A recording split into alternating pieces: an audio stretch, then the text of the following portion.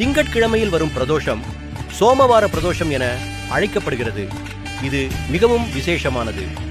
இந்நாளில் சிவாலயம் சென்று வழிபாடு செய்வதால் சந்திர தோஷங்கள் நீங்கி மன அமைதி, மன வலிமை மற்றும் தடையில்லாத செல்வ வளம் பெருகும். குடும்பத்தில் மகிழ்ச்சி நிலைத்து தீராத கடன்கள் மற்றும் வினைகள் தீரும். சிவபெருமான கும்புறோம்னா நம்ம நினைக்கிறோம், நான் இல்லைன்னா சிவபெருமானுக்கு அபிஷேகம் கிடையாது, நான் இல்லைன்னா அவருக்கு மாலை கிடைக்காது, நான் இல்லைன்னா அவருக்கு சக்கரை பொங்கல் செய்ய முடியாது அப்படின்னு நினைக்கிறது தவறுன்னு நான் சொல்லலை. பட்டினத்து சுவாமிகள் சொல்லுகிறார், நம்ம இருந்தாலும் இல்லாவிட்டாலும் அவனுக்கு வேண்டியதை அவன் பெற்றுக்கொண்டே இருப்பான். யார் மூலமாவது? நம்ம நினைக்கிறோம், நான் இல்லைன்னா இந்த கோயில் கிடையாது, நான் இல்லைன்னா இந்த கோபுரம் கிடையாது. இந்த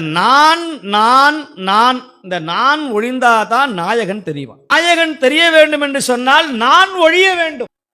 அந்த நான் ஒழிவதற்கு ஒரே வழி அடியாராக மாறணும்.